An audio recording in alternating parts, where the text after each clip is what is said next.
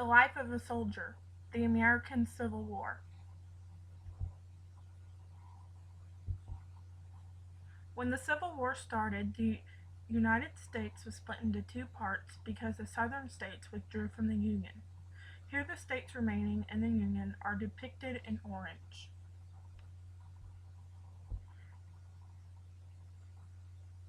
The states that made up the Confederacy are shown in green. The border states, shown in purple, were slave states that did not secede from the Union like their southern neighbors. When war broke out, they sought to remain neutral, but a conflict that split the nation, this was difficult to do. The border states would see some of the most violent warfare during the Civil War.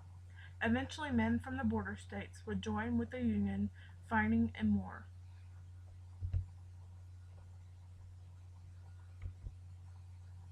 Prior to the Civil War, the American Army numbered 16,000 soldiers. When war broke out, men from the Union and Confederacy responded to the call for arms. The Union would recruit over 2.1 million soldiers, while the Confederacy would muster just over 1 million. During the 4-year conflict, over 620,000 soldiers from both sides would lose their lives from combat, disease, starvation, or accident. The picture here shows a group of Union soldiers from Michigan.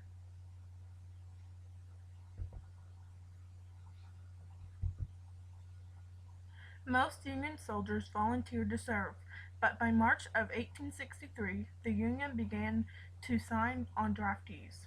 The average soldier for the Union Confederacy was been born in the United States was white, and the average age was 25 years. They joined the army for adventure and excitement. Others fought to preserve liberty.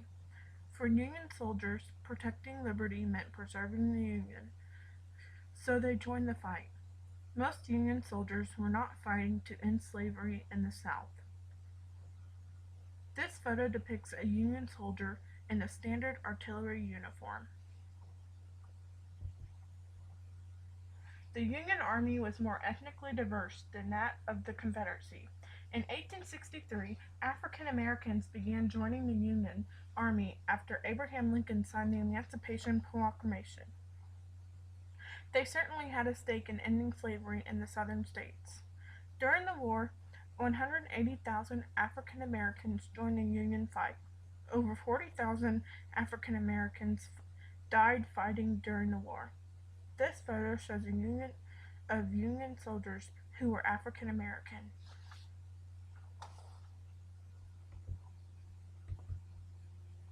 The Confederate soldier also joined for adventure and excitement.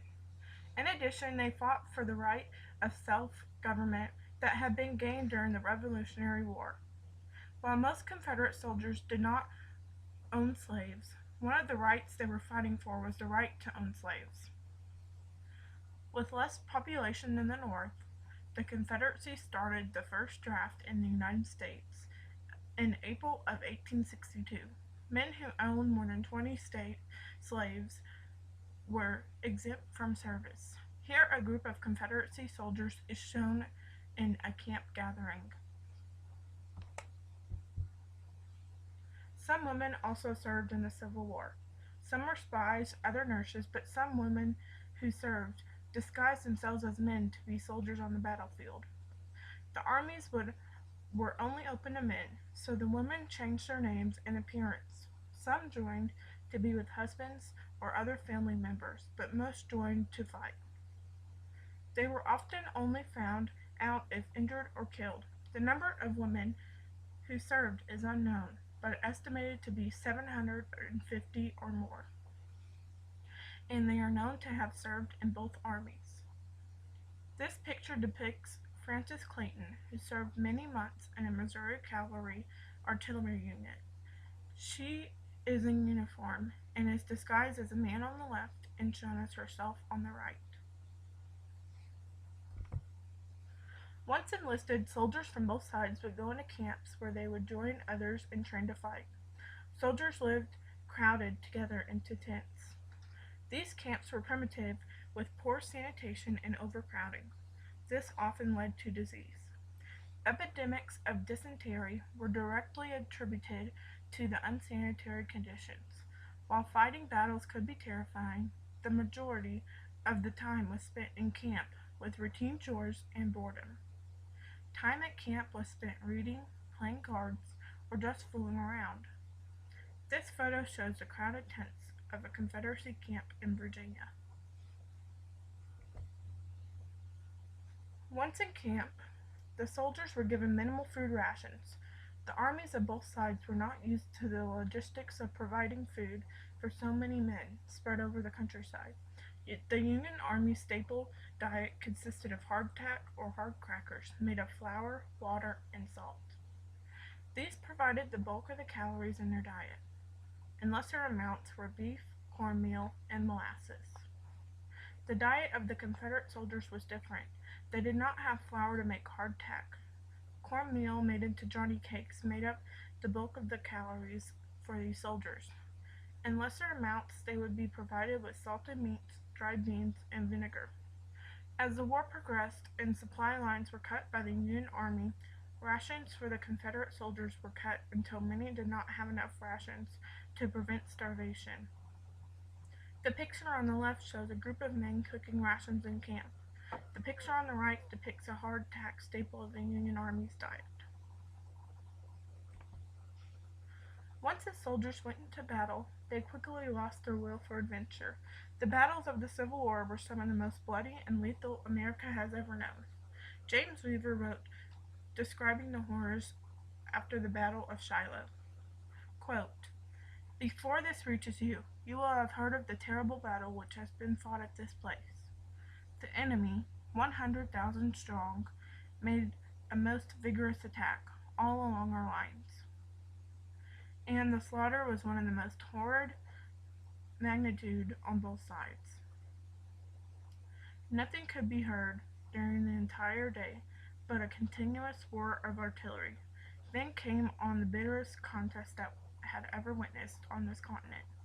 But the enemy could not stand.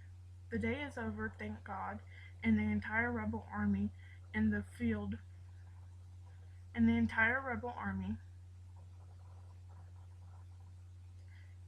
the West, badly, fearfully cut to pieces and completely demolished.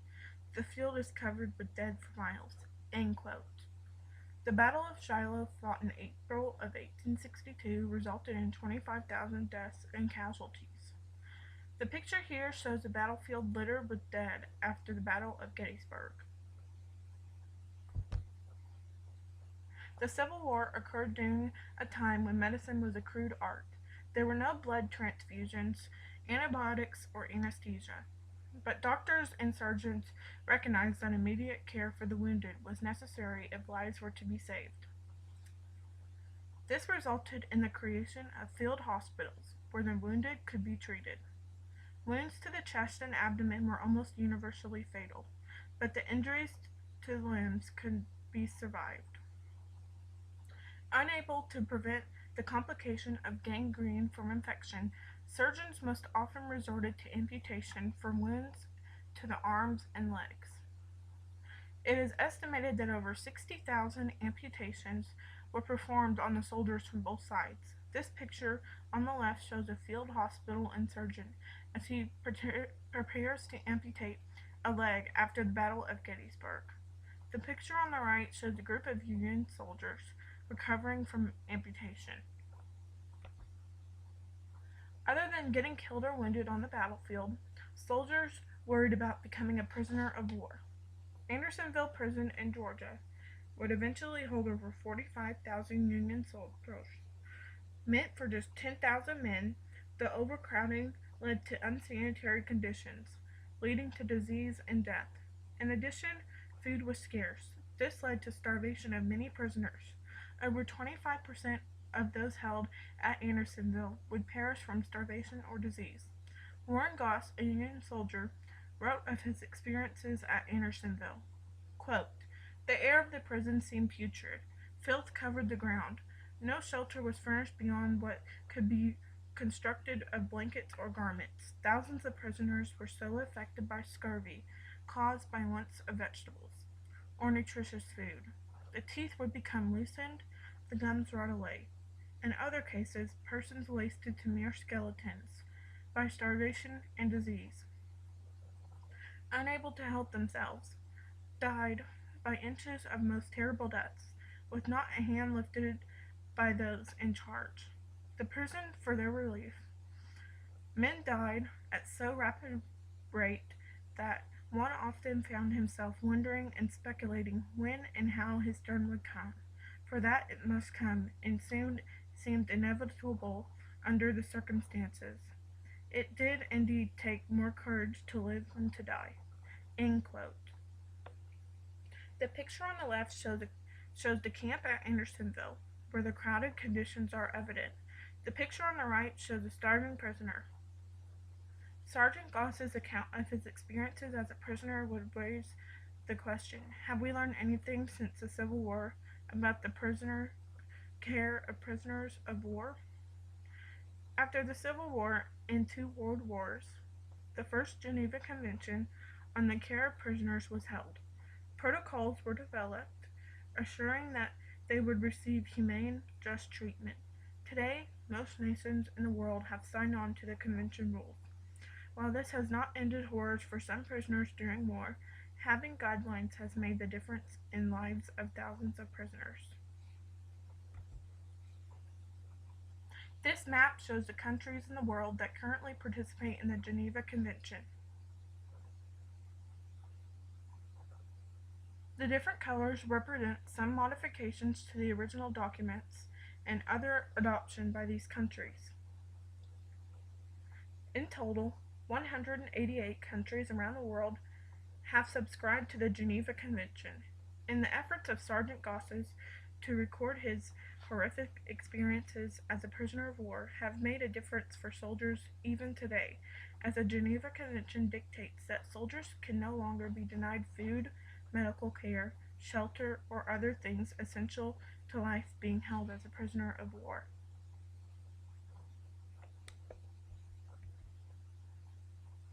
The American Civil War affected almost all citizens. Those who fought sacrificed their time, health, and lives. While many went to war for adventure, they soon learned the horrors of war. During my research on this topic, I learned that food was often scarce and medical care for the wounded and sick was primitive. It makes me glad that I live in an era where medicine has progressed so that today soldiers can often survive their wounds. In addition, the horrors suffered by the prisoners of war was not in vain. Today, the Geneva Convention helps to assure that prisoners of war are provided with the items they need for survival. While the war almost tore America apart, the lessons learned continue to make a difference in the lives of soldiers today, bringing some good from the sacrifice of the soldiers during this conflict. This photo shows a group of Union soldiers in camp.